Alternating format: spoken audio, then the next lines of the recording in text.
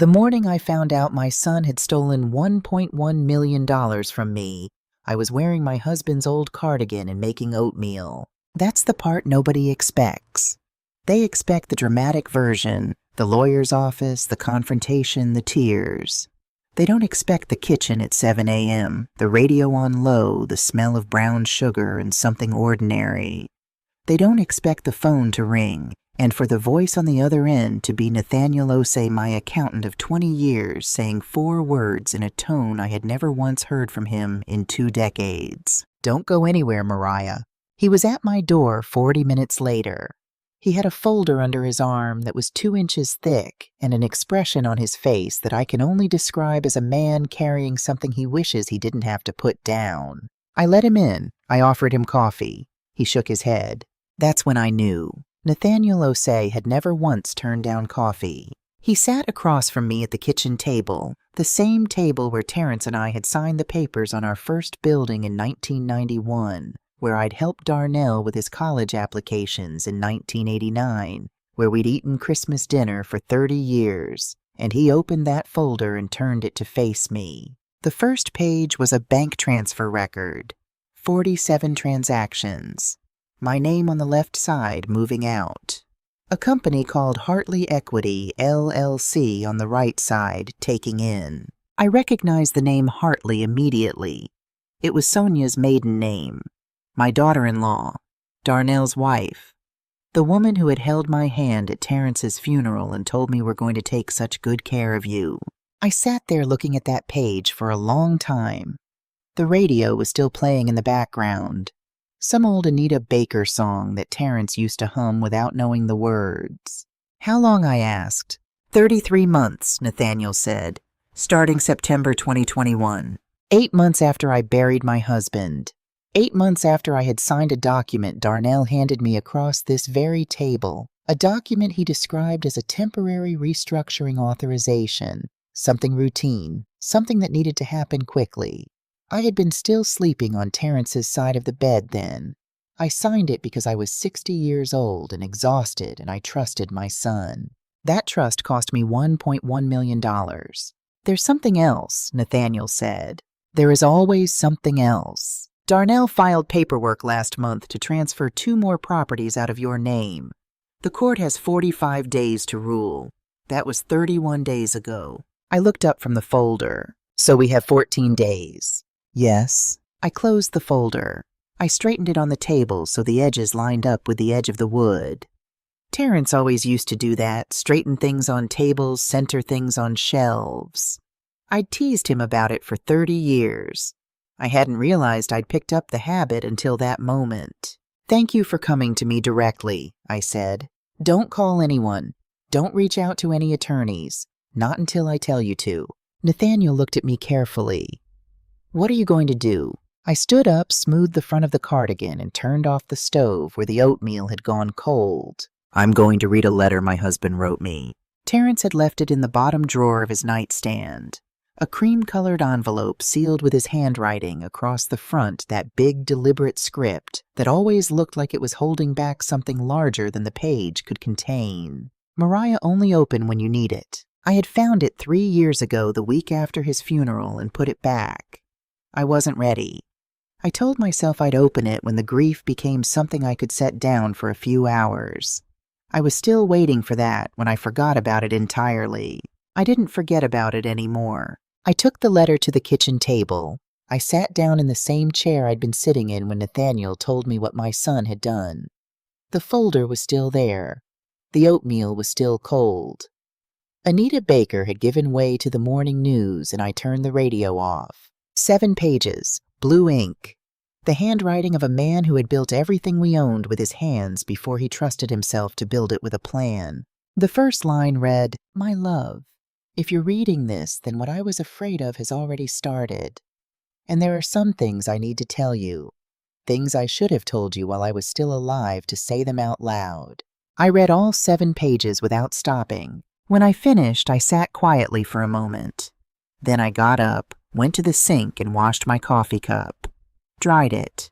Put it back in the cabinet. My son had taken more than $1 million from me. My husband had spent the last year of his life making sure I could get it back.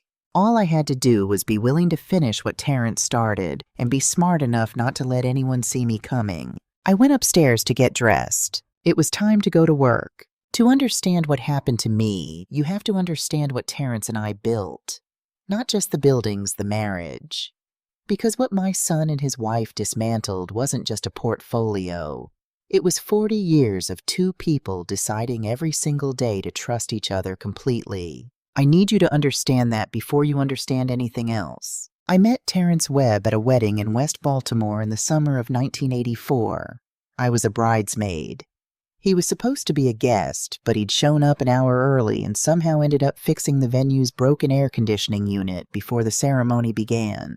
Still in his good shirt sweat on his collar tools he kept in his car trunk, spread across the floor of the coat room. I was sent to find out what was taking so long. I found a man on his knees, elbow deep in a wall unit, humming something I didn't recognize. He looked up when I walked in. He had kind eyes, the kind that had seen hard things and decided not to be hard in return.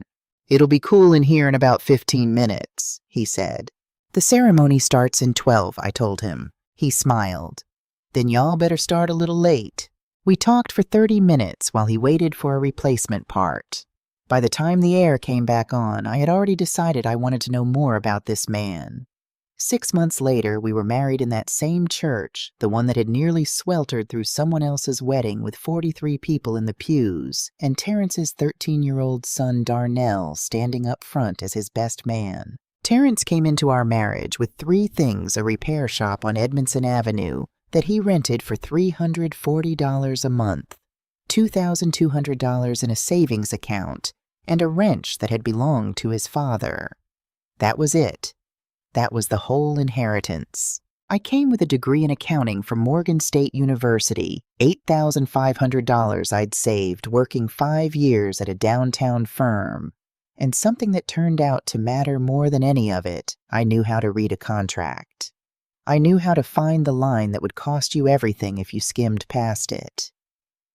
I had spent 5 years watching men in suits sign things they didn't understand, and then act surprised when the numbers didn't add up. I was not going to be one of those people, and neither was my husband. In the first year of our marriage, I took over the books for the shop. Terrence was gifted with engines. He could hear a problem in a motor, the way some people hear a wrong note in music, but he had been keeping his accounts on a yellow legal pad and calling it bookkeeping. I moved everything into a proper ledger, tracked every invoice, every supply order, every hour of labor. Within 18 months, we knew exactly where every dollar was going. That knowledge changed everything. We found that nearly 30% of the shop's revenue was being absorbed by a supplier contract Terrence had signed years earlier, the kind of deal that looks fine on the surface until someone sits down and reads the escalation clause on page 4. I renegotiated it. The savings funded our first rental property, a 4-unit row house on Presbury Street that we bought in 1988 for $62,000. We rented all 4 units within 6 weeks. That was when I understood what we were actually doing. The shop was never going to make us wealthy. It was going to make us stable. The properties were going to build something else, something that lasted. Over the next 15 years, Terrence handled the relationships, the contractors, the city inspectors, the community organizations whose goodwill you needed if you wanted to do business in Baltimore, neighborhoods with dignity. I handled the numbers. Every lease reviewed, every mortgage analyzed, every tax filing done by hand before we handed it to an accountant, because I wanted to know what was in it before anyone else did. By 2005, Webb Properties Group owned 14 apartment buildings across Baltimore, Philadelphia, and Richmond, plus 3 small commercial strips. We had started with a $340 a month repair shop, and 47 years of work between us. Terrence had a rule about money that I thought was stubbornness at the time, and now understand was wisdom. He never talked about how much we had not at dinner, not at family gatherings, not even to Darnell. People who know exactly what they're worth spend all their time protecting it, he told me once.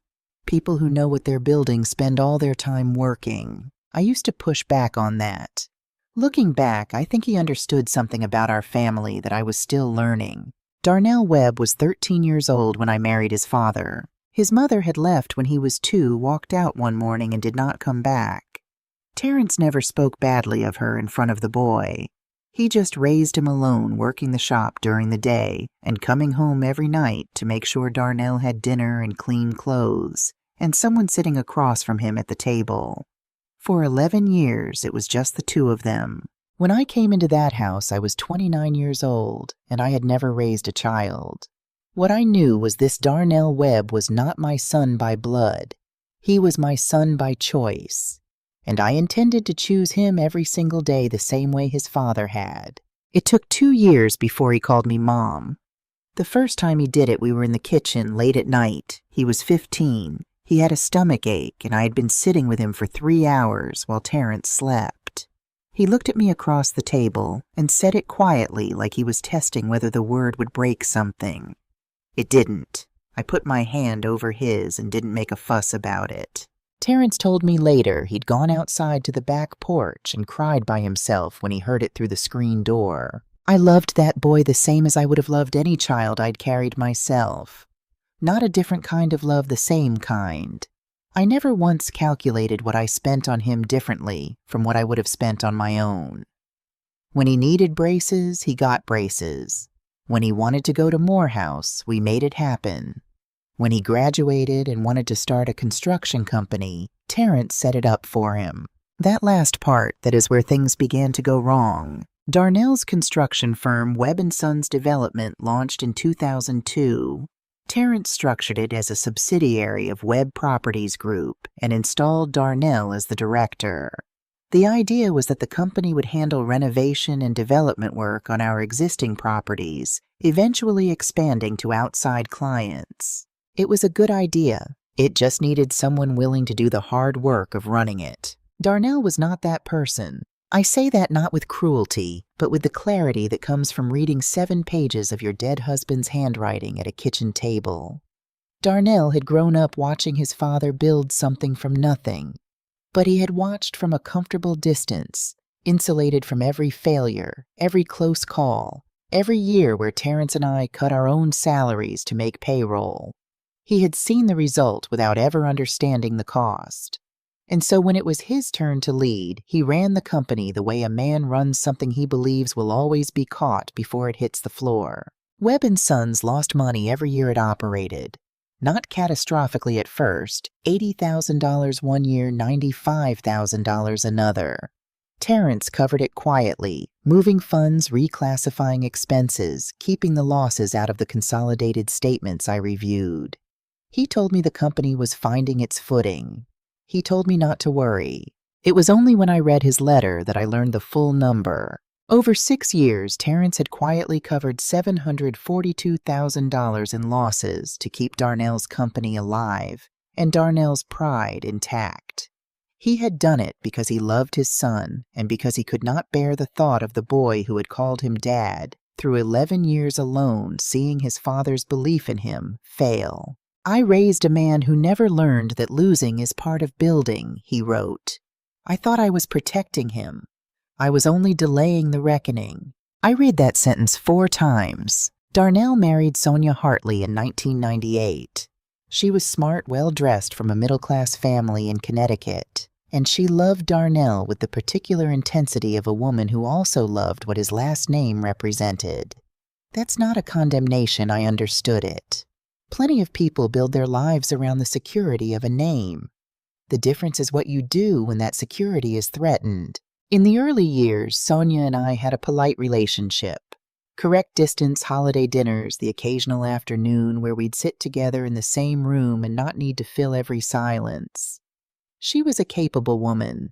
I respected that. After Terrence died, something shifted in her. The questions started changing. At first it was gentle. How are you managing everything? Is there anything we can help with? Then it became more pointed. Have you thought about what happens with the properties long term? Wouldn't it make sense to simplify? Darnell is right there to help you manage it all. The questions that sound like concern but have the shape of something else. I noticed the way you notice a smell before you can identify its source. But I was 60 years old, and I had just buried the person who had been my partner in every decision for 4 decades. I was tired in a way that sleep doesn't fix. And so when Darnell called in September of 2021, 8 months after the funeral, and said he needed a signature to handle a temporary restructuring, that the accountants needed it, that it was routine, that it would just keep things moving smoothly, I signed.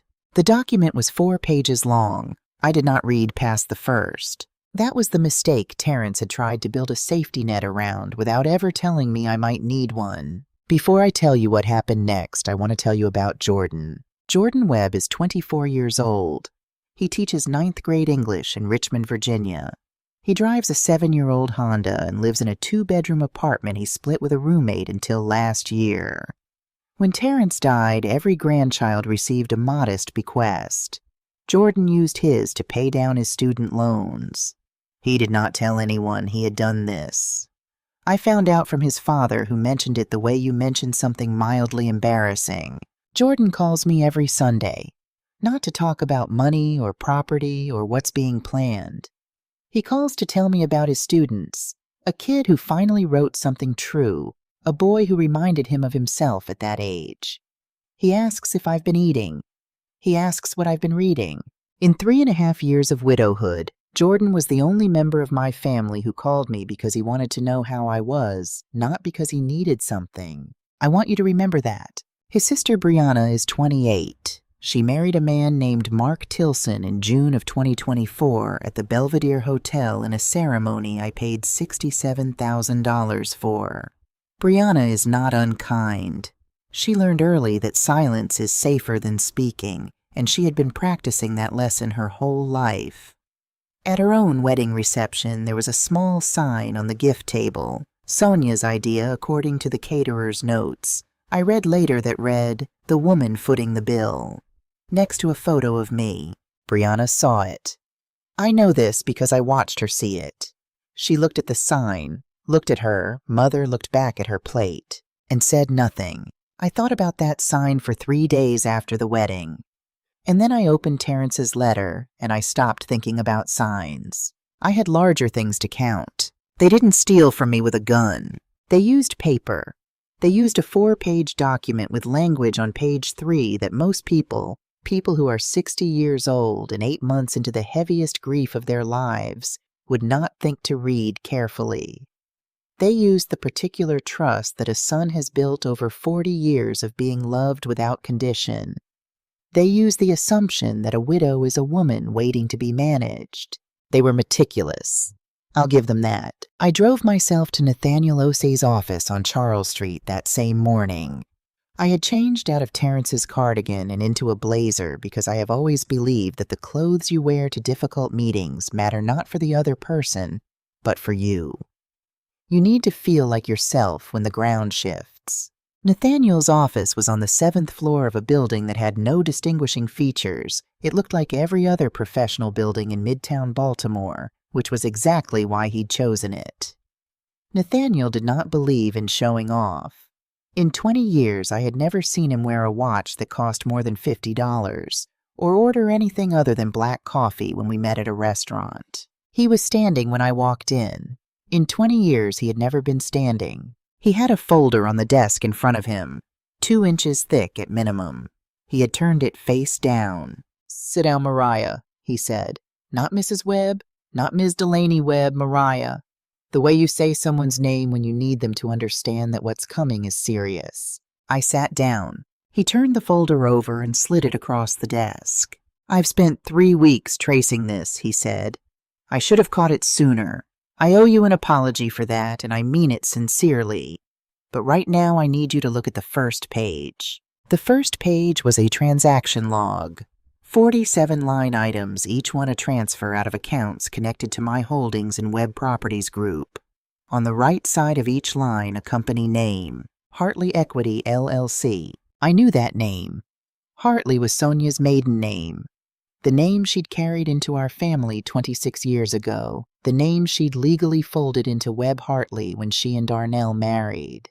The name she had apparently never stopped carrying, just moved it somewhere else. Somewhere quieter, somewhere with its own LLC registration, and a bank account I'd never seen. "Walk me through it," I said. Nathaniel had organized the transactions by quarter. He talked slowly and precisely the way he always did when the numbers were bad, not to soften the blow, but because he believed that bad news delivered clearly was more respectful than bad news wrapped in softening language. In the fourth quarter of 2021, 3 months after I signed that document at my kitchen table, $187,000 in rental income from 3 Baltimore buildings had been redirected away from my accounts and into Hartley Equity, LLC. Sonia was the sole registered owner. In the first half of 2022, another $234,000 from the Philadelphia properties followed the same path. In August of 2022, the Richmond Rental Complex, a 12-unit property Terrence and I had owned outright since 1997, assessed at $410,000, was sold. The proceeds went to something called the Webb Hartley Family Trust. I had not known it was for sale. I want you to sit with that for a moment because I had to. A property my husband and I had owned for 25 years, a building I had personally renegotiated the insurance on just 18 months before, was sold without my knowledge, using a power of attorney I had signed at my kitchen table, while I was still learning how to sleep in a house without my husband's breathing in the next room. And for 6 months afterward, when I asked about the Richmond property, Darnell told me they were waiting for the right market conditions to close. He looked me in the eye and said that, by the first half of 2024, another $269,000 in management fees and remaining rental income had moved into Darnell's personal accounts. The total across 33 months, $1,100,000. $1.1 million. Nathaniel closed the folder when he finished. He folded his hands on top of it and looked at me. "There's one more thing," he said. "Tell me." Last month, Darnell's attorneys filed a petition to transfer 2 remaining properties from your name into the Webb Hartley Family Trust. The court has 45 days to rule from the date of filing. That was 31 days ago. The room was very quiet. Outside, I could hear the muffled sound of Charles Street, a delivery truck, someone's radio, the ordinary noise of a city that had no idea what was happening on the 7th floor of this building. "So we have 14 days, I said. "Yes." I looked at the folder on the desk. I thought about Darnell at 13, sitting across a kitchen table, working through college application essays with my red pen correcting his grammar. I thought about the night he called me Mom for the first time. I thought about standing beside him at his wedding, watching him take Sonia's hand, feeling the particular pride of a parent, watching a child step into their own life. Then I thought about an email Nathaniel had printed and placed near the back of the folder. He hadn't mentioned it yet, but I had seen the subject line when he first opened the cover. "Can I see the email?" I asked. He knew which one I meant. He opened the folder to the back section and turned it toward me. It was from Sonia to Darnell's attorney, dated February of 2021, 3 weeks after Terrence's funeral, 11 weeks before they asked me about selling the house, 7 months before Darnell handed me that document at the kitchen table. The subject line was Timeline for Restructuring. The relevant sentence read, "She's grieving. This is the window." I read it twice. Then I set it down face up on the desk, and I straightened it so the edges lined up with the edge of the folder. The same way Terrence used to straighten things. "Don't contact anyone," I said. "No attorneys, no CP, no one associated with the properties group. Not until I reach out to you." "What are you going to do?" "I'm going to go home," I said. "And I'm going to read a letter." I made it home by 11 that morning. I changed out of the blazer. I put on Terrence's cardigan again. I needed it back, and I went to the nightstand and got the envelope. I took it to the kitchen table. I broke the seal carefully, the way you open something you can't close again. 7 pages. Blue ink. The handwriting that had signed every building contract and every partnership agreement and every property deed for 30 years, the handwriting that had written "I love you" on birthday cards and grocery lists, and once on a fogged-up mirror when we were newlyweds in a cold apartment. The handwriting of a man who was gone. My love, if you're reading this, then what I was afraid of has started. I'm sorry you're reading it under those circumstances. I'm sorry I'm not there. There are things I need to tell you. I should have told you while I was alive, but I was a stubborn man who believed he could protect the people he loved by carrying things alone. You always said that was my worst habit. You were right. You were right about most things. The first thing I need to tell you is about Darnell. He wrote about the company, all of it, the full number every year of losses he had quietly covered. He wrote about why he'd done it, because Darnell was the boy he'd raised alone through the hardest decade of his life, the boy who had called him Dad on nothing but faith for 11 years before I came along, and he could not bear to be the instrument of that boy's humiliation. I confused protecting him with loving him, he wrote. I see that now. I built a man who never had to face what happens when something you built falls down, and I think I am afraid that without me there to catch it, he's going to look for someone else to catch it for him. And the only person close enough is you. He wrote about Sonia in 2 sentences. She is ambitious. She will find a way. Then he wrote about what he had done. In the last 18 months of his life, as the heart condition made itself known, and the doctors began speaking in careful language about timelines, Terrence had made a series of very quiet decisions.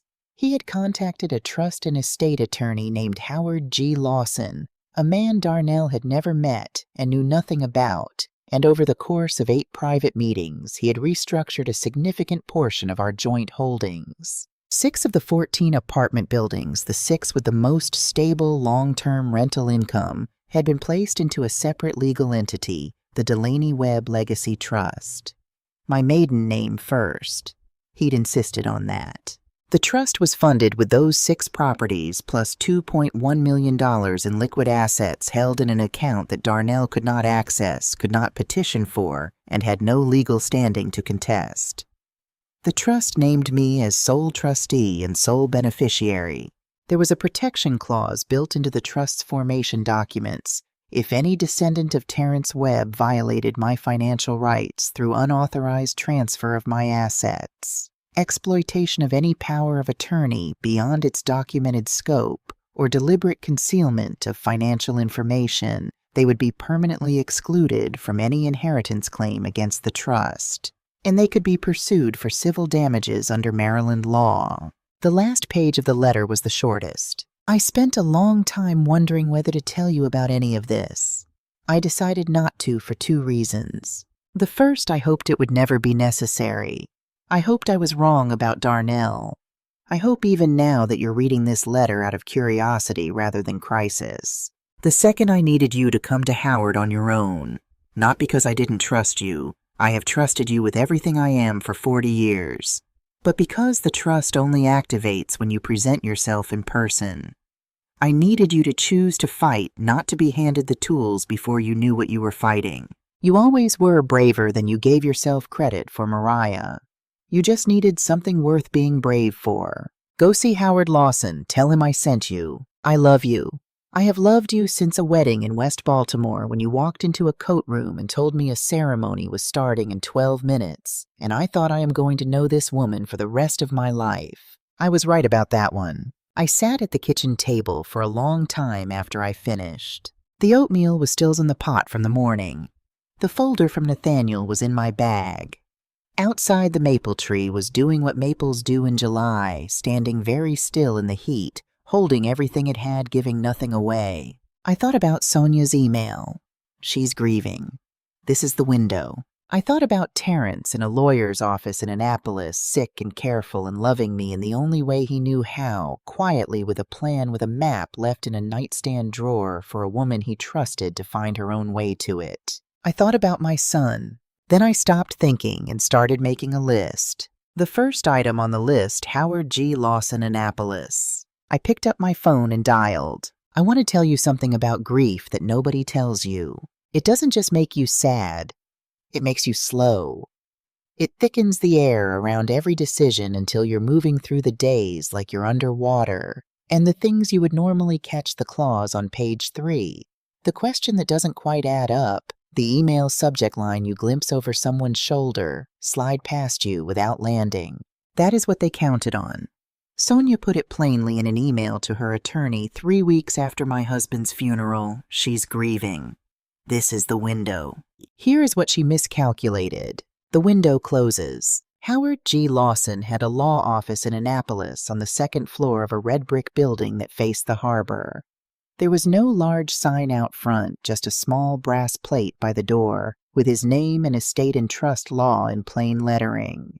The kind of office where the furniture was old because it had always been good, not because no one had bothered to replace it. I called him from my kitchen the same afternoon I finished Terrence's letter. He picked up on the second ring, and when I said my name, there was a pause. Not the pause of someone who doesn't know who you are, but the pause of someone who has been waiting longer than they expected to. "Mrs. Delaney Webb," he said. "I've been hoping you'd call. How soon can you come to Annapolis?" I drove down the next morning, 2 days after Nathaniel's visit. Day 3 of 45. Howard stood when I walked in. He was 68 years old, trim, with the kind of unhurried manner that comes from decades of sitting across from people in the middle of the worst moments of their lives, and learning that patience is not a luxury, it's the only thing that actually helps. He shook my hand with both of his. "Your husband spoke about you a great deal," he said. "He was very specific about what he wanted for you, and he was very clear that whatever happened, the decision about whether to act on it had to be yours." He set a folder on the desk between us. The label read, "Estate of Terrence R. Webb, Supplemental Instrument, Confidential." What Terrence had done, Howard explained, was this. In the last 18 months of his life, during the period when the heart condition had moved from manageable to something we should discuss seriously, Terrence had met privately with Howard 8 times. 8 meetings, none of them mentioned to Darnell, none of them referenced in any document that passed through Webb Properties Group's regular legal channels. In those meetings, he had restructured. 6 of our 14 apartment buildings, specifically the 6 with the longest lease histories and the most stable cash flow, had been legally separated from the Webb Properties Group entity and placed into a standalone trust, the Delaney Webb Legacy Trust. My maiden name first.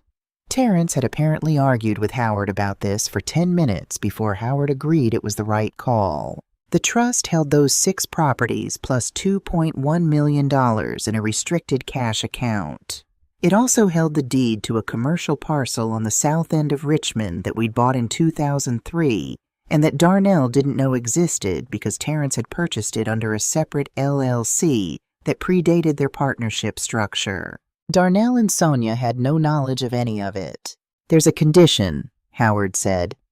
"The trust doesn't activate until you present yourself here in person and confirm your identity and your intent to proceed." Terrence was very specific about that. "Why?" Howard allowed himself a small smile. He said, and I'm quoting directly, "If Mariah can't get herself to your office under her own power, she needs a caretaker, not a trust." He wanted to know you were in a position to manage it yourself. I sat with that for a moment. "He knew I'd come," I said. Says it. He was certain of it. Then Howard read me the protection clause. He read it slowly, the way you read something you want the other person to remember without having to take notes. The language was precise. Any descendant of Terrence Webb who violated my legal financial rights through unauthorized transfer of assets. In my name, exploitation of any power of attorney beyond its documented scope or deliberate concealment of material financial information would be permanently removed from any inheritance claim against the trust and could be pursued for civil damages under Maryland law. I closed my eyes when he finished. Terrence hadn't just built a safety net. He'd built a trap. A very quiet, very patient trap sitting in a lawyer's office in Annapolis, waiting for the moment someone gave it a reason to close. "The $1.1 million they've already taken," I said, "becomes evidence for a civil suit if you choose to pursue it. But first things first." Howard looked at his calendar. "The transfer petition Darnell filed were on day 3 of 45. I can file a legal objection within 48 hours based on abuse of the power of attorney's documented scope. That stops the clock on the 2 buildings. Do it, I said. There's also the matter of revoking the original power of attorney. The moment you sign a revocation, Darnell loses all authority to act in your name. That revocation is effective immediately upon signing. Where do I sign? He had the document ready. I signed it at his desk using the same pen I'd used to sign the power of attorney at my kitchen table 3 years earlier. I noticed that, and I thought it was appropriate. What do you want to do about Darnell? Howard asked when I finished. Nothing, I said. Not yet. I don't want him to know that I know. Not until I'm ready. Howard nodded. He had been doing this long enough to understand why. Delphine Okafor and I have been friends since the 9th grade. We met in a Baltimore public school in 1974, 2 girls who both sat in the front row and got teased for it, and we have been sitting in the front row together in various configurations ever since. Delphine spent 30 years as a civil litigator before she retired. She is the sharpest person I know, sharper even than Terrence was, and Terrence was extraordinarily sharp. She is also the only person in my life who has always told me the truth, even when I didn't want it, which is a rarer quality than people realize. I called her on day 5 and asked her to meet me at a coffee shop in Fells Point, a neighborhood I knew Darnell and Sonia never visited because the parking was difficult, and Sonia didn't like difficult parking. I spread Nathaniel's folder across the table between us. She read it without saying anything. Delphine always reads before she speaks. It took her 11 minutes. I counted.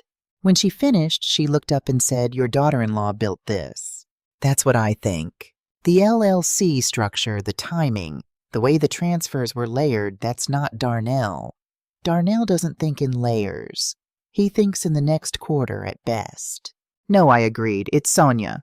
Okay. She folded her hands on top of the folder. Here's what we do, and here's the order we do it in. Delphine had 5 steps. She numbered them on a paper napkin because she always thinks better when she can see the sequence written down. 1. Howard files the legal objection to the transfer petition. That needed to happen within 48 hours of when I first learned about the petition. We were already at 5 days, which meant it had to happen today. I called Howard from the table, and he filed it before we finished our coffee. 2. The power of attorney revocation. I'd already signed at Howard's office. Done. 3. Nathaniel was to commission a full independent audit not conducted by anyone who had ever worked with Webb Properties Group. He would engage a D.C.-based forensic accounting firm that owed no professional loyalty to anyone in our situation. The audit would document every transaction from September 2021 forward and produce a formal record that could be submitted to a court or a regulatory body. 4. Howard would complete the formal activation of the Delaney Webb Legacy Trust, transferring the 6 buildings and the restricted cash account fully into my name as sole trustee. Once that was done, those assets were legally untouchable by anyone in the Webb family structure. 5. And this was the step I wouldn't have thought of myself. I would do nothing outwardly different. I would continue going to Friday dinners at Darnell and Sonia's house. I would continue being warm and vague when the topic of finances came up. I would let them believe that everything was still moving in their direction. Why, I asked. Because panicked people make mistakes, Delphine said. Right now they think they have you. They're relaxed. They're not covering their tracks any more carefully than they already have, which means the audit will find everything there is to find. But the moment they know you're moving against them, Sonia's instinct will be to obscure. She'll start moving money, reclassifying transactions, anything to create confusion. You don't want her to have time to create confusion. I thought about the Friday dinners, sitting across from Darnell over his wife's cooking, making conversation, watching them congratulate themselves silently on how smoothly everything was going. How long can I keep that up? I asked. Delphine looked at me steadily. As long as you need to. She was right, and I was more capable of it than I expected. Nathaniel engaged a firm from Washington called Meridian Forensic Accounting, 3 CPAs who specialized in fraud documentation and had testified as expert witnesses in civil litigation 17 times between them. I had never heard of them before. That was the point. They spent 2 weeks reviewing every transaction that had passed through the Web Properties Group accounts since September 2021.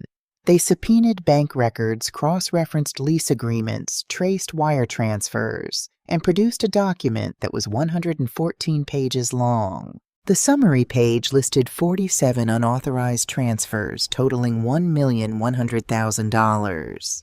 It listed 12 lease agreements that had been quietly renegotiated without my knowledge or signature to redirect management fees toward the Webb-Hartley Family Trust. It listed the Richmond property sale and documented that my signature was absent from every step of the closing process, which meant the sale had been executed entirely on the authority of the power of attorney I'd signed at my kitchen table, and it contained the email. Nathaniel had already shown it to me, but Meridian had retrieved the full thread, not just the one message. The full thread was 5 emails long. In the first from January 2021, 2 weeks after Terrence's funeral, Sonia wrote to the attorney she'd hired separately from any firm connected to Webb Properties. "He's gone. We need to move before she gets her bearings." The last email from August 2021 said she signed. "We're clear to proceed." Nathaniel had the Meridian report bound and delivered to my house on day 21. He sat across from me while I read the summary. When I got to the email thread, I read it twice, set the report down, and looked out the window for a moment. "That's everything," he said. "Yes," I said, "that's everything." We sat quietly for a moment. "What do you want me to do next?" he asked.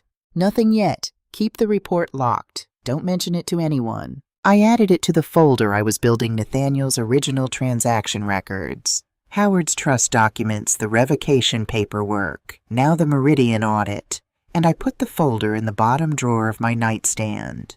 The same drawer where Terrence's letter had waited for me for 3 years. It felt right putting it there. On day 14, I drove back to Annapolis. I sat across from Howard and told him I wanted to update my own estate documents. He took notes without comment, which is one of the things I appreciate about him. My existing will, drafted years earlier, had divided my assets evenly among my children and grandchildren in fairly standard language. I instructed Howard to replace it entirely. Jordan Webb would receive 40% of the trust assets, structured as a phased distribution, tied to his own professional development, not handed to him all at once, but released in stages as he built his life the way Terrence and I had built ours. Howard asked if Jordan knew about any of this. I told him no, and that I preferred to keep it that way. Brianna Webb would receive 20% held in a separate subtrust that required her to complete an independent financial literacy program before the first distribution was released. Not as punishment, as a gift. I wanted her to have the one thing her parents had never given her, the knowledge to manage her own resources without needing anyone to manage them for her. 30% would go to an entity I was establishing, the Delaney Community Foundation, named for my mother's family, designed to fund first-generation college scholarships for young Black women from Baltimore. My mother had been the first woman in her family to finish high school. I had been the first to earn a 4-year degree. I knew what that kind of first cost, and I knew what it was worth. The remaining 10% would fund the trust's operating costs for 20 years. Darnell Webb and Sonia Webb Hartley, nothing. The clause was written to be legally ironclad and not subject to contest. Howard read through the full document when we were done. "Are you certain about the last provision?" he asked. I had thought about Darnell for a long time before that meeting. I had thought about the boy who called me Mom in a kitchen at midnight. I had thought about the man who sat at that same kitchen table with his wife's email thread on his phone she signed. "We're clear to proceed," while I passed him the bread basket at Sunday dinner. "I'm certain," I said. This was the hardest part. Every Friday night for 5 weeks, I drove to Darnell and Sonia's house in Roland Park and sat at their dining room table and ate food I didn't taste and made conversation I didn't mean. I asked about their plans. I admired the kitchen renovation they'd done last year paid for. I now knew with money that had once been mine. I listened to Sonia talk about her ideas for streamlining the portfolio and smiled and said that sounded worth exploring. What I was actually doing was watching. Sonia had started making references to my house. Small ones at first. That living room gets a lot of sun. Have you thought about new window treatments and then larger? It's such a big house for one person. Have you ever thought about what you'd do with it if you decided to simplify? She was building toward something. I could hear the scaffolding going up around the conversation, one comment at a time. Darnell was quieter. He had always been better at the maintenance of things than the construction of them. He let Sonia build the argument and added his weight to it once it was standing. He would give me a look at those dinners, a look that I recognized as the one he'd learned from his father. The look that said, "I'm asking you to trust me, and I know you will because you always have." He was right that I always had. He was wrong that I still did. I smiled back at him every Friday.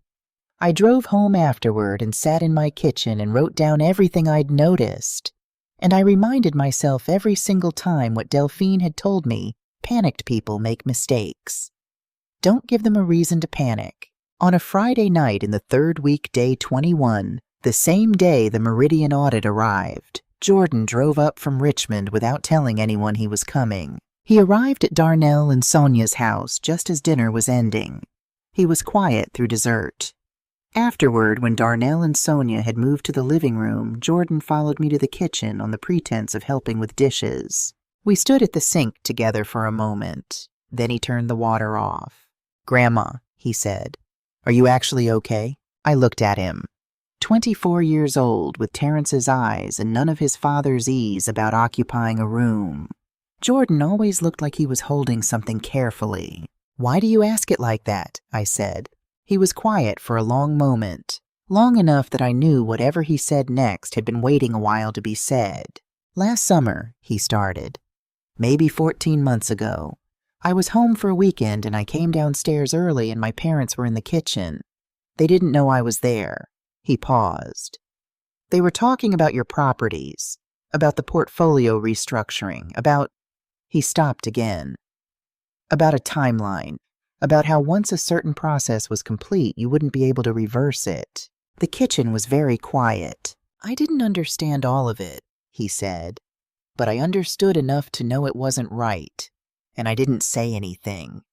I went back upstairs and I told myself I'd misheard or misunderstood because it was easier to believe that. And then I didn't say anything for 14 months. He looked at his hands. "I'm ashamed of that." I set down the dish I was holding and turned to face him. "You're telling me now," I said. "Is it too late?" I thought about the folder in my nightstand, the audit, the revocation, Howard Lawson's trust document with my maiden name at the top, already filed, already sealed, already waiting to be used. The trap Terrence had built and I had baited, and which was as of this moment fully set. "No," I said. "It's not too late." I put my hand on his arm. "But I need you to do something for me. Anything. Don't tell your parents we had this conversation. Go back in there and be yourself. Come to the next family dinner. Behave exactly as you have been." He searched my face. "You already know. I know enough." "What are you going to do?" I picked the dish back up and handed it to him to dry. "Finish the dishes," I said, "and then let me handle the rest." He nodded. His hands were steady when he took the dish from me. For a moment he looked so much like his grandfather, that particular stillness of a person who has just decided to trust someone completely, that I had to look away. We finished the dishes in silence. It was the most useful silence I'd had in months. The best plan is the one your opponent doesn't know exists. For 30 days I kept mine invisible. Howard's legal objection had been filed on day 5, the same afternoon I sat with Delphine at that coffee shop in Fells Point. The court acknowledged receipt. The transfer petition was frozen pending review. Darnell and Sonia didn't know yet because the notification goes to the filing attorney first, and their attorney hadn't called them. I knew this because Howard told me. I also knew they would find out on day 30 when the court notice was formally served. I spent the 25 days in between being the woman they expected me to be. The call came at 8:14 in the morning. I was in the kitchen. I am always in the kitchen at 8:14 in the morning because I have kept the same routine for 30 years, and I see no reason to change it for anyone, and I had just come back from my swim. My hair was still damp. I was halfway through my first cup of coffee when the phone rang. I looked at the screen. Darnell. I let it ring once more before I answered just to finish the thought I'd been having. "Good morning," I said. "What did you do?" Not a question. The flat, controlled voice of a man who has just received news he didn't expect and is working very hard not to show how much it has rattled him. "I'm not sure what you mean, baby. I just got back from the pool. The court sent a notice to my attorney about the 2 buildings, about a power of attorney revocation." "Oh." I set my coffee cup down. "Yes, I've been doing some housekeeping on the estate paperwork. I should have mentioned it. Howard Lawson has been helping me work through some things." A silence that lasted long enough that I could hear him breathing. "You're working with Howard Lawson. He was your father's attorney. It seemed like the natural person to call." I kept my voice easy the way you keep your voice easy when you've been practicing this conversation in your head for 3 weeks. "Is something wrong with the buildings?" "The transfer petition has been blocked." "I'm sorry, what transfer petition?" Another silence, longer this time.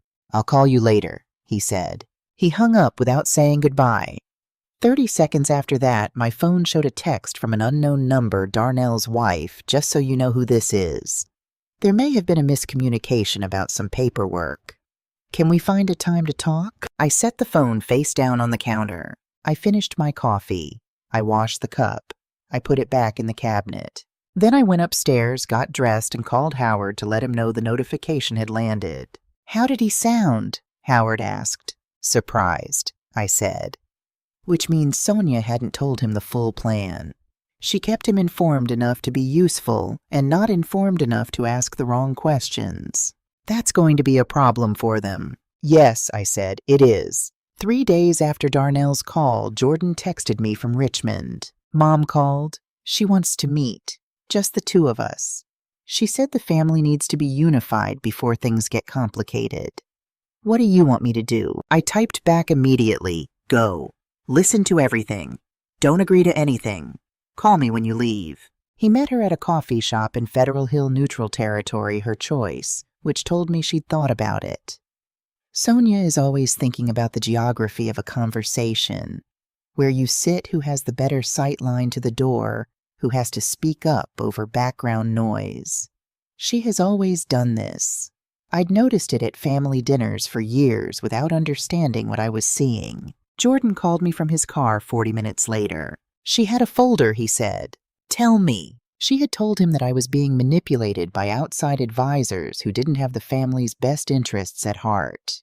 That Howard Lawson was a predatory estate attorney who targeted grieving widows. That I was making financial decisions I didn't fully understand. And that the family had an obligation to protect me from my own confusion. "Did she have any evidence for any of this?" I asked. "No, just her saying it." "What did she want from you?" He paused. "She had a document. She wanted me to sign it." "What kind of document?" "A petition to the court to have you assigned a mandatory financial guardian on the grounds of—" He stopped, demonstrated cognitive decline. I sat with that for a moment. 63 years old. 35 years of managing the financial operations of a multi-property real estate portfolio. A degree in accounting from Morgan State University. Every morning at the pool, every evening with a book, every Sunday call with my grandson to hear about his students. Demonstrated cognitive decline. "What did you say?" I asked. "I said you swim every morning and read the Wall Street Journal. I said you're 63, not 93. His voice had an edge I hadn't heard before. Not anger exactly, but something adjacent to it, the sound of someone who has just seen a thing clearly and doesn't like what they're seeing. I said I wasn't going to sign it. How did she respond? She said I was being naive, that I didn't understand how these things worked, that by the time I realized she was right, it would be too late. And then I left. I looked out the window at the maple tree in my yard. It was mid-August now. The leaves were still green, but there was something in the quality of the light that told you the green wouldn't last much longer. "You did exactly right," I said. "Grandma." His voice was careful. "She's going to keep pushing. If I don't sign, she'll find someone else who will." She had the folder ready.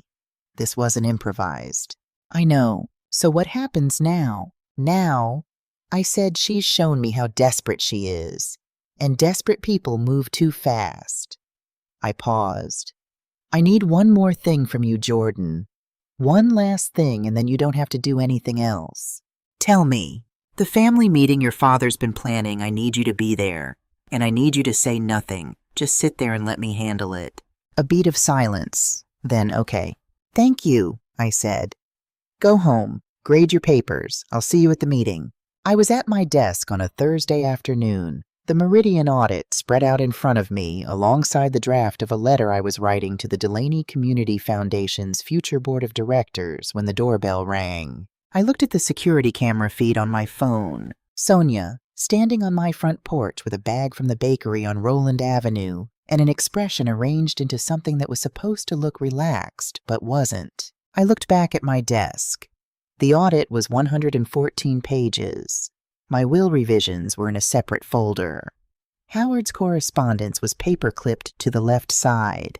The email thread, "She's grieving this," is the window was printed and sitting on top of everything because I had been rereading it that morning. I had approximately 45 seconds before she rang the bell again. I closed the audit folder. I stacked the will documents face down inside a manila envelope. I put the envelope in the bottom drawer of the desk and turned the lock. I set the Howard correspondence in a plain folder with nothing written on the outside and put it in the filing cabinet behind me. I stood up, smoothed my shirt, and walked to the front door. 43 seconds, I counted. "Sonia," I said when I opened the door. "What a nice surprise." She held up the bakery bag. "I was in the neighborhood. I brought those lemon squares you like." "That's so thoughtful. Come in." We sat in the kitchen, always the kitchen in this family, and I made tea and set out the lemon squares on a plate and asked about Brianna and the new apartment she and Mark were settling into. Sonia answered and then steered the way she always steers, smoothly, incrementally, the way you turn a ship rather than a car. She wanted to talk about the properties, about the court notice, about what I was really trying to accomplish with the power of attorney revocation, about whether I understood that Howard Lawson had a financial interest in drawing out these kinds of proceedings. Each time she opened a door to that conversation, I walked through a different one. I asked about her sister in Providence. I mentioned something I'd read about the Baltimore real estate market. I offered her a second lemon square. I did it naturally enough that she couldn't be certain I was doing it on purpose, couldn't be certain whether I was avoiding her or simply an old woman who didn't track the thread of a conversation very well. After 40 minutes, she left. The lemon squares were half-eaten. She had gotten nothing she came for. I sat alone in the kitchen for a long time after the door closed. Long enough to let the performance drain out of me. It cost something, that kind of sustained stillness, holding the mask on, while someone is looking directly at your face, looking for the seam. "You didn't tell me this was the hard part," I said to the room, to Terrence. It had become a habit talking to him in empty rooms. I didn't think it was strange. I thought it was honest. I got up, rinsed the teacups, and went back to my desk. 8 days left. Darnell called it a family financial summit. He sent a calendar invitation to me, Jordan, Brianna, and her husband Mark with the words "important estate matters" in the subject line. The meeting was at his house. 7 o'clock, Tuesday evening. I arrived 5 minutes early because I have always believed that the person who arrives first controls the room. Brianna and Mark were already there when I walked in, sitting together on the far end of the dining room sofa. Brianna had her hands folded in her lap the way she sits when she's uncomfortable and trying not to show it. Mark had his arm around her shoulders and the look of a man who has been told enough to know he doesn't want to know more. Jordan arrived 2 minutes after me. He sat beside me at the table without being asked. Darnell and Sonia took the heads of the table. Between them was a laptop open to a presentation. The title slide read Webb Family Portfolio Strategic Realignment Plan 2024. There was a logo on it. Sonia had made a logo. Darnell spoke first. He used the measured, deliberate tone of someone who has rehearsed. "We've asked everyone here because we're concerned," he said. "As a family. About the portfolio, about some decisions that have been made recently, and about making sure everyone is protected going forward." He walked through the presentation. It had 12 slides. Sonia had made them clean in professional charts, projections, the language of legitimacy. The final slide was titled Proposed Governance Structure and showed a diagram with Webb Family Council at the top and my name in a box at the bottom, connected by a line labeled Beneficiary. Then he slid a document across the table toward me. 3 pages, signature line at the bottom of page 3. This would transfer oversight of your remaining portfolio holdings to a family management committee, he said. It's just to simplify things, to make sure everything is being handled properly. He used the word properly the way people use words when they want them to land softly. I looked at the document. I looked at the signature line. I thought about the last document I had signed at a table like this, and what it had cost me, and what it had taken to undo the damage. "I'd like to read it," I said. "Of course you can read it right." "I'd like to take it home and read it," I said. "With my attorney." The room was very quiet. Darnell's expression shifted, the rehearsed calm cracking at the edges just slightly. He leaned forward. "Mom, we're just trying to help you manage." "Darnell." I said his name once quietly, and he stopped. "Do you know why your father never put your name on the most important assets?" He blinked. It was not the response he'd prepared for. "He loved you," I said. "He loved you more than I can account for in any conversation. But he knew you. And now, after everything that's happened in the last 33 months, so do I." The room was completely still. Brianna was looking at the table. Jordan was looking at the wall. Mark was looking at his hands. I picked up the document, rolled it once, set it back down. "I won't be signing anything tonight," I said. "If you'd like to continue this conversation, please have your attorney contact Howard Lawson. He can be reached at his Annapolis office." I stood up, straightened my jacket, and picked up my purse. "Thank you for dinner," I said. The food was lovely. Jordan was on his feet before I reached the door. He followed me out to the porch without a word from anyone trying to stop us. We stood on the front steps in the warm August night. Through the window, I could see Darnell still sitting at the head of the table, the presentation still glowing on the laptop screen, the document still sitting on the table in front of the empty chair where I had been. "Are you all right?" Jordan said. "I'm better than all right." I meant it. There was something clean about having finally said the thing I'd been carrying for 5 weeks. Not everything, not the audit, not the trust, not the trap that was set and waiting. But enough. Enough to let them know the woman they were dealing with was not the woman they'd built their plan around. "What happens now?" he asked. "Now," I said, "we wait 4 more days." Howard opened the meeting with one sentence. "Today is day 44. Tomorrow, if the court has not received a withdrawal of the transfer petition, the filing advances automatically. So we finish everything today." No one spoke for 3 seconds. I counted them. The conference room at Howard's Annapolis office held 6 people. Howard at the head of the table, Delphine beside me on my left, and across from us Darnell and his attorney, a man named Clifford Ray, compact, and careful with the expression of someone who has already run the numbers on a situation he does not like. In the corner in a chair he had moved slightly away from the table sat Pastor Calvin Rhodes. He had buried Terrence. He had held my hand when the casket was lowered. He was not a lawyer, and he was not a witness in any legal sense. He was the closest thing to Terrence's presence I could put in that room, and so I had asked him to come. Sonia sat beside Darnell. She had dressed carefully. She always dresses carefully when she is preparing to argue.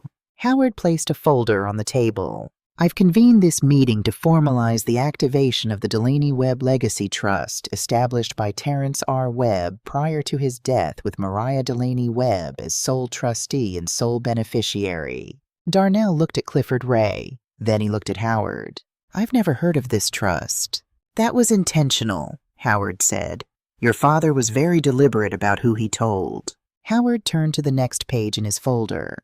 In addition to the Legacy Trust, which holds 6 properties and $2.1 million in restricted cash for a combined estimated value of $3.8 million, Mr. Webb established a separate offshore account at a private bank in the Cayman Islands in 2019.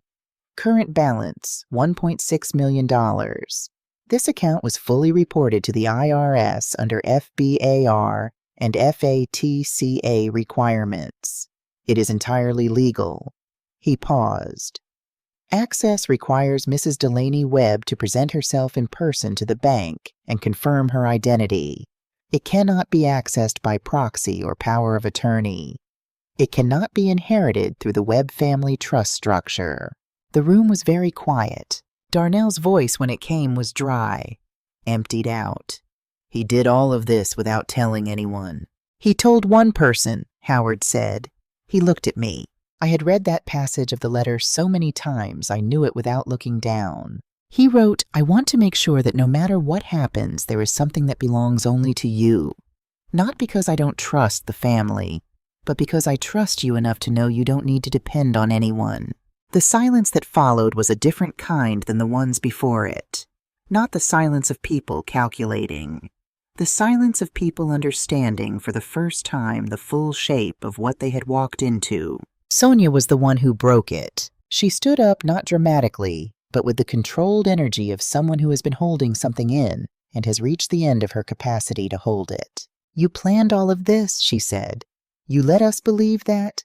That what, Sonia, I said. My voice was quiet. Quieter than I expected it to be. There was something underneath it, not anger exactly. Something colder than anger. That you didn't know, she said.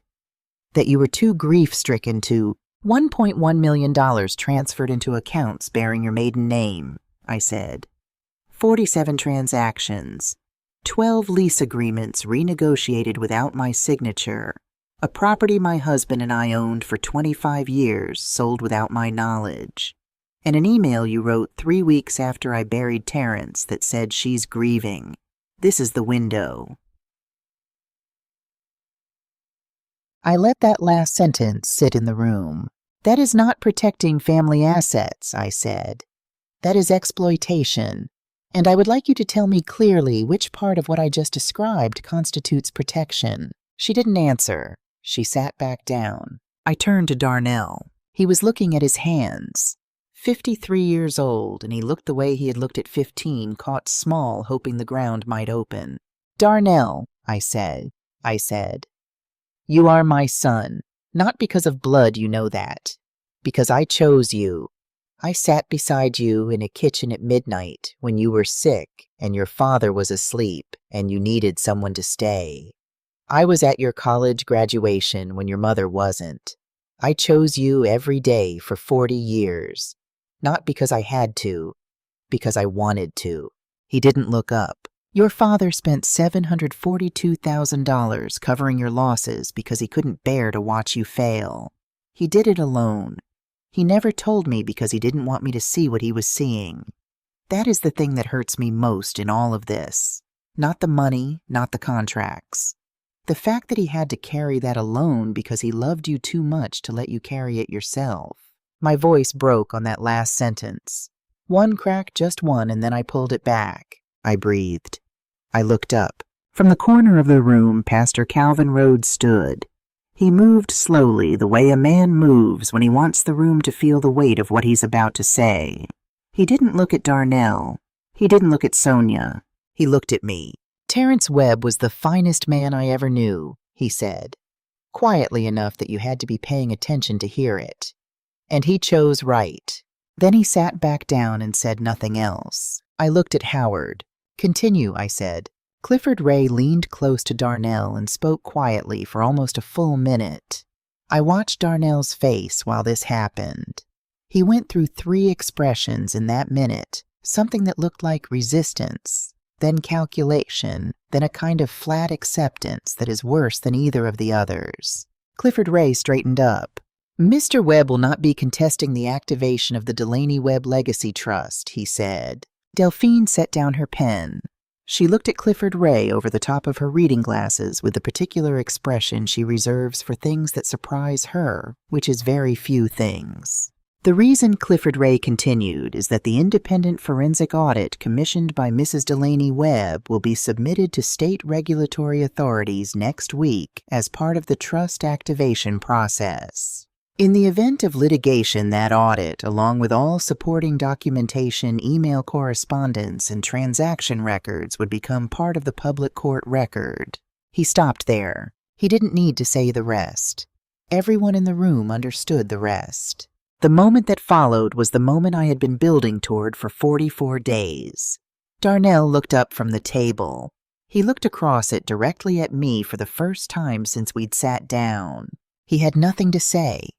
There was nothing left to say. The trap Terrence had built and I had baited, and we had both waited patiently for the right moment to close, had closed. The meeting ended quickly after that. Sonia left first without looking at me. Clifford Ray gathered his papers. Delphine and Howard stepped out to give us a moment which I had asked Howard for in advance. Pastor Rhodes paused at the door, put his hand briefly on my shoulder, and then left without speaking. Some things don't need words. Darnell and I sat alone in the conference room. "Do you hate me?" he asked. He was looking at the table when he said it. 53 years old, and the question was the question of a boy. "No," I said. "You're not going to forgive me." "I didn't say that either." He looked up. "Then what are you thinking?" I took a moment not to find an answer, but because I wanted the answer I gave him to be true. "I'm thinking that your father loved you in a way that accidentally taught you the wrong thing," I said. And I let him. I could have pushed back harder. I didn't. So there's fault on more than one side of this table. That doesn't excuse what I did. No, it doesn't. But it helps me understand it. And understanding it is the only thing I have left to offer you. He was quiet for a long time. Outside the window, the harbor was flat and gray-green in the late afternoon light. "I've spent my whole life wondering what it would feel like to build something myself," he said. "Without a safety net, without someone to catch it when it falls." "Then this is your chance," I said. "For the first time, there is no net. That's a terrifying thing. It's also the only way you ever find out what you're actually made of. Do you think I can—" I looked at my son, not with forgiveness, not yet, and not with the anger I had carried through 44 days of careful, deliberate work. With something more honest than either. "I don't know," I said. "But I hope so, because I am still your mother. And that is not something I can turn off even when I want to." He nodded. He didn't say thank you, and I was glad. Thank you would have been the wrong register entirely. We sat together for a few more minutes in the quiet of the empty room. Then we both stood up and went our separate ways. 9 months later, the Delaney Community Foundation opened its doors on North Charles Street in Baltimore, in a building 2 blocks from the first property Terrence and I ever bought together. Jordan runs the programming. He took a leave from teaching to do it, which surprised me until he explained that he'd realized the kids he most wanted to reach weren't in his classroom. Yet they were still deciding whether school was worth it, still trying to figure out whether anyone like them had ever made it through. He thought he could help more from this side. His first hire was a financial literacy instructor. His second was a college counselor. The waiting list for the foundation's scholarships had 43 names on it by the end of the first month.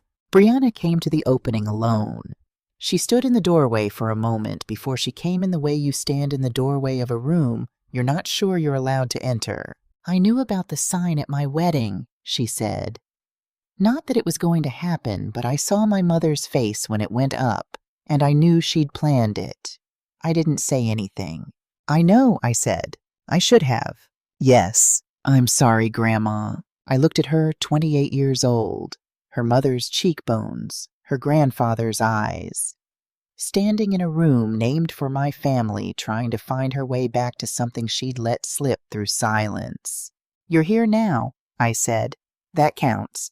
Darnell and Sonia moved to Atlanta. He took a job with a mid-sized construction firm, not as director, not as principal, but as a project manager. He told Jordan it was the first time he'd ever had a boss. Jordan told me this with a kind of careful neutrality that meant he didn't know how to feel about it either. In December, a card arrived at my house. Paper handwritten, postmarked Atlanta. Mom, I'm learning. Slowly, but I'm learning. I put it on the nightstand, next to the drawer where the envelope had waited for me for 3 years. People ask me sometimes when I tell pieces of this story to the women who come through our foundation, or to the young people Jordan brings in for the financial literacy workshops. They ask me what the lesson is. What I would tell someone who is standing where I was standing in January of 2021, in a house that smells like a funeral, holding a coffee cup and trying to remember how to breathe. Here is what I tell them. The first thing is, this grief is not weakness. But people who want to take something from you will treat it like weakness, because that is the most efficient way to get what they want. The antidote to grief being used against you is not to stop grieving.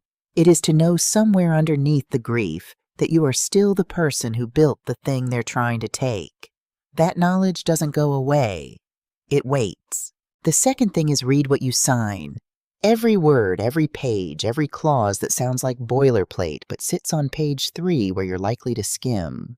I signed a document I didn't read, and it cost me $1.1 million in 33 months of my life.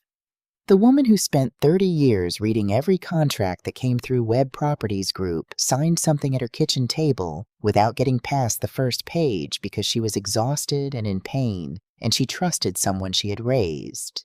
That is a human thing to do. It is also a costly thing to do. You can be both. The third thing is the one I think about most. Love and protection are not the same thing. Terrence loved Darnell more than I have words for. And in loving him, he protected him from every consequence, every failure, every moment of reckoning, until there was a man who had never learned that the floor exists. Real love sometimes means letting the people you love feel the full weight of what they've done. It means trusting them enough to believe they can carry it. I didn't know how to do that either for a long time. I'm still learning. The last thing, and this is the one that surprised me most, I am 63 years old, and the year I fought the hardest battle of my life was also the year I finally understood who I was. Not Terrence Webb's wife, not Darnell's mother, not the woman holding the checkbook at the end of the table. Mariah Delaney Webb, the woman who built the thing, the woman who counted. That woman had been there the whole time. She just needed something worth being brave for. They thought I was an old woman who was crying. They didn't know the old woman was counting.